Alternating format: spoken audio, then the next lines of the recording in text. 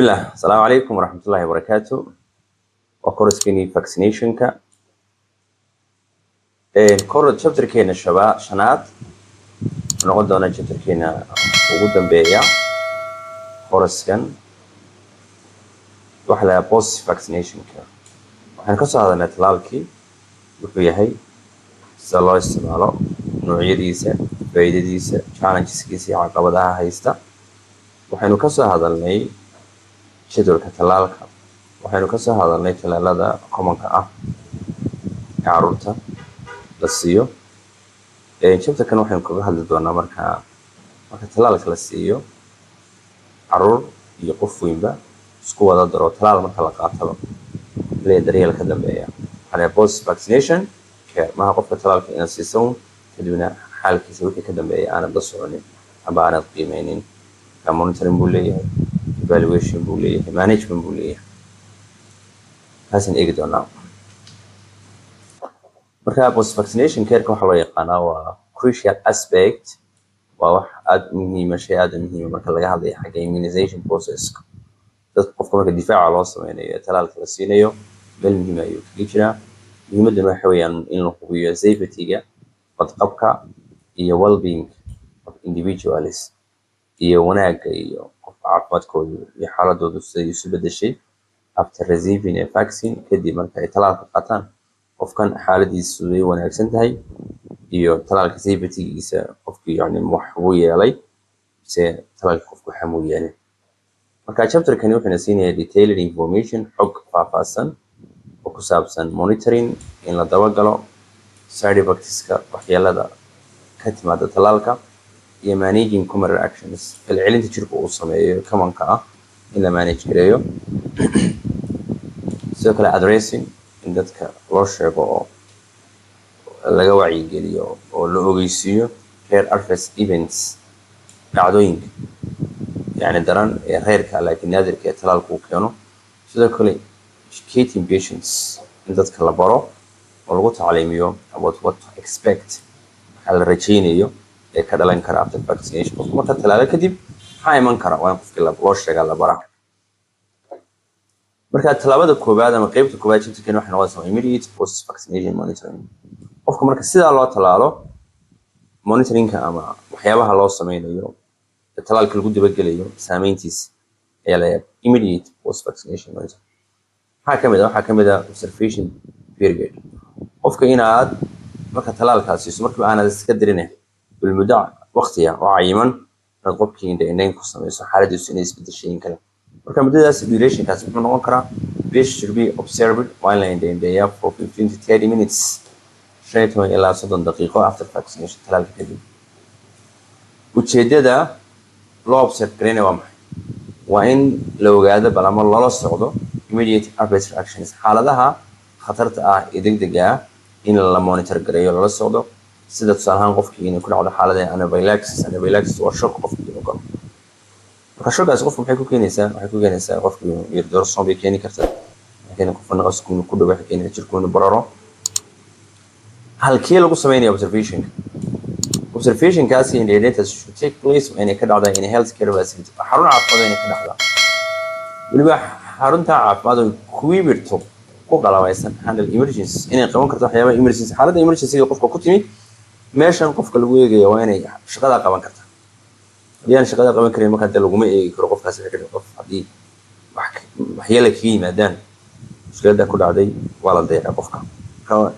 waxyeeladan timi emergency-ga meel uu qaban karo qofka in la geeyo hadaba anaphylaxis calaamadihiisa maxaa kamid ah anaphylaxis calaamadihiisa waxaa kamid ah difficult breathing qofka naqasku ku adkaado swelling of the face or throat qofka wejiga iyo cunaha ay bararaan rapid heartbeat garaaca wadnaha degdega dizziness qofka dawaqaad yeesha iyo rash fina qofka kasoo yaca maxaa lagu manage gareynaya marka anaphylaxis waxaa lagu manage gareynaya epinephrine qofka la siiyo administered epinephrine immediate si degdega loo siinayo epinephrine dabada epinephrine la dhadar marka qofka maxaa ku dhacay marka anaphylaxis waxa dhacay xididiisa baa balaaranaya dhiig qaad xiidka markuu balaadho dhiigii wuxuu sameeyaa dhiig uu baahaya marka idin jirku wuxuu dareemayaa inuu dhiig ku jiriyo muhiimka dhiig si fiican aanu gaarin epinephrine waxay sameynaysaa in xiidadii soo yareyso vasoconstrictor way xiidka soo dhubaysa إذا ديجي سيد عادي حالات سعادي أو كسر نقول حكم الحالات وقف خير marka dalta la siiyana aan si qof weyn loo raadiyaa emergency medical care daryeel caafimaad oo degdeg ah in loo raadiyo side effects common-ka ah iyo see la manage gareeyaa side effects common-ka waxaa kamid ah local reactions baa kamid ah reaction meesha qofka laga muday waxyaabo lagu arkayo in local reactions waxaa kamid ah pain qofka meeshu damqato ama garaac yeelato redness meeshu casaata or swelling ama barar uu ku yeesho the injection site halkii laga muday waxaa lagu manage gareynaya waxaa lagu manage gareynaya cold apply a cold compress wax qabow baa la saaraya waxaa qabow markaa muxuu keenaya bararkii iyo redness pain-kii inuu ka biyo qofka reduce swelling si loo yareeyo bararka sidoo kale qofka waxaa la siin karaa use of the counter pain relievers dawooyinka dadku farmasiyada sida caadiga uga iibsadaan ee qofka xanuun baabi'iyaasha ah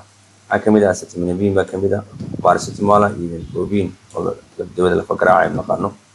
haddii loo baahdo marka waxaa jira reaction systemic oo yani jirka oo dhan si guud uga falcelinayo tan waa meesha ka falcelinaysa laakiin jirka oo dhan hadduu ka falceliyo systemic bay noqonaysa calaamadaha systemic symptomska waxaa kamid ah mild fever xumad yaro sahlan buu qofku yeelanayaa fatigue daal buu qofku yeelanayaa headache madax xanuun buu yeelanaya muscle aches murqaha xanuunaya or chills ama qofka qandho yeelanaya waxaa lagu manage gareynaya tan waxaa lagu manage gareynaya stay hydrated and rest qofka marka hore horta bal fluid ku filan iyo sharaab ku filan baa la siinaya waana la nasinaya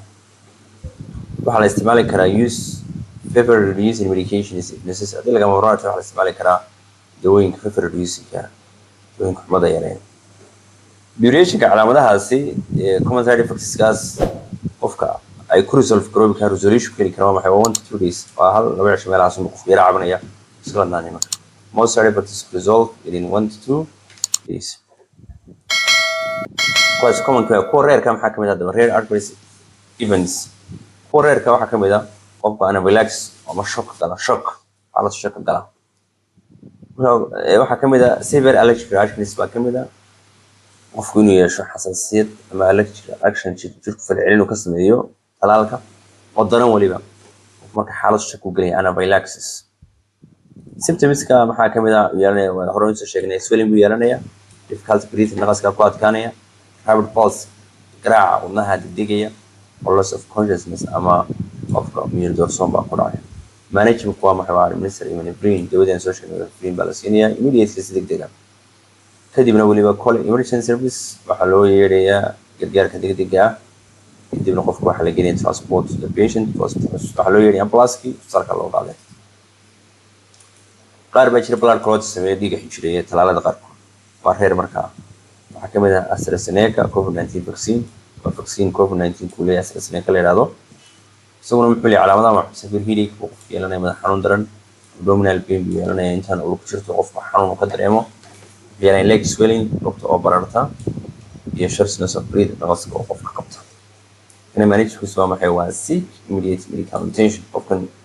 daryeel caafimaad degdeg ah loo raadiyo isbitaalka hore loo geynayo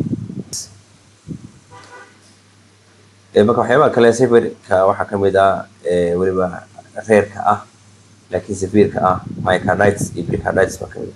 talaalada qaarkood baa keena waxaana keena talaalka mRNA COVID-19 vaccine marka myocarditis waa maxay wadnuhu wuxuu leeyahay 3 muruq waxaa ka wada wuxuu leeyahay 3 lakab lakabka waa saxla endocardium kana waxa la myocardium ugu saxla pericardium haddii ka guduhu inflammation ku dhaco ama uu buqoodo waxa la endocarditis ka muruqa ah hadduu buqoodo waxa la myocarditis marka chemical inoo qoreenaga waa ka muruqa ah waa myocarditis ka dusha xiga pericardium kale hadduu buqoodana waa kan chemical inoo qoran waxa la pericarditis talaalkaas ana inta badan sababa laakiin waa iska reera weeyaan oo naadir tahay kor wax ku dhacaya ma dadka qaarkood weyn calaamadaha maxaa kamid ah chest pain baa kamid ah laabta xanuunto shortness of breath baa kamid ah naqaska qofka qabta iyo palpitations waxa weeye qofka in wadnihiisu aad moodo inuu soo dawada usoo boodayo marka maxaa lagu manage gareynaya waxaa lala tashanaya healthcare provider for evaluation isaga qiimeynaya daweynayana marka dhakhtar waa qofka la u tegaya qaybta kale ku xigta waxaa kamid ah patient education qofka laftiisa waa in wax la baraa oo post vaccination care-kan la sameynayo qofka laftiisa waxbuu ku leeyahay marka waa inaad tacliimisa qofka oo bartaa si calaamadaha iyo waxaas uu fahamsan yahay haddii markuu guriga tago laftiisana uu arko calaamado kuwa severka aan sheeganayna xarun caafimaad hore ugu geeyo ilmihii aanu guriga ugu haysan. Marka waxaa la barayaa what to expect. Beshinka waxaa la barayaa beshinka sidiisa hadduu qof weyn yahay, hadduu ilmo yar yahay waalidkii baa la barayaa what to expect, maxaa talaal kadib la rajeynaya. Marka inform waxaad ku wargelinaysaa patients about common side effects kaad baraysaa calaamadaha guud ee talaalku ku yeesho iyo durationkooda 1 to 2 days inay ku baaba'aan. Way reassure them, waxaad weliba iyaga hubinaysaa oo ka hubinaysaa iyaga that mild reaction is normal. intaa qof kula joogo waxaad hubinaysaa calaamadaha yaryar u sheegaysaa inay iska normal yihiin and indicate the immune system is responding. waxaana tusaysaa weliba in immune system respond samaynayo uu ka jawaabay talaalkii. qodobka labaad waa want to seek medical attention. waxaad baraysaa qorma dhakhtar la geyn karaa qofka, calaamado markay yihiin baa dhakhtar la geyn karaa. marka advise patients waxaad kula talinaysaa bukaanada ama waalidiinta contact inay la xidhaan healthcare provider if they experience haddii ay arkaan severe or persistent side effects, calaamado aan tegaynba oo kuwiiba iska hayan commonka ahaa laakiin maba tegayaan ama calaamado severe la arkay. symptomska inta badan u baahan in hore loo geeyo qofka. tusaalka maxaa kamid ah allergic reactions, hadduu dawadii xasaasiyad ka qaado sida in barar yeeshay, difficulty breathing, in neefsashadu ay ku adagtay. follow up baa jirta. follow up waxa weeyaan in lala socdo qofka talaalkiisa. qofku waxaa lagu remind garaynaya oo loo sheegaya oo la xasuusinaya inay u baahan yihiin additional doses. talaalkan uu qaatay inaanu iminkuna haynin inuu qaar kale u baahan yahay. marka remind waxaad xasuusinaysaa patients about the need inuu u baahan yahay for additional doses. sidoo kale waxaad siinaysaa kaarka talaalka. kaarka talaalku qofku hadduu cusub yahay kaarka talaalka markaasaa la siinaya. hadduu yahay mid soo noqdayna oo talaal hore oo qaatayna kaarkiisii hore ayaa la update gareeya, update their digital health record. marka yani xogtii la hayay marka hore taalay dhakhtarka ama xanaanada taalay ayaa la update gareynaya. waa ugu biiranaya inuu bukaankani ama qofkan talaalka qaadanayay uu mar labaad soo noqday ama mar saddexaad soo noqday. marka qaybteena hore ee chapterkeena post vaccination care-ka wartaasaan ku joojinaynaa. xiisadan xiisada ku kulmayno. asalaamu calaykum waraxmatullaahi wabarakaatu.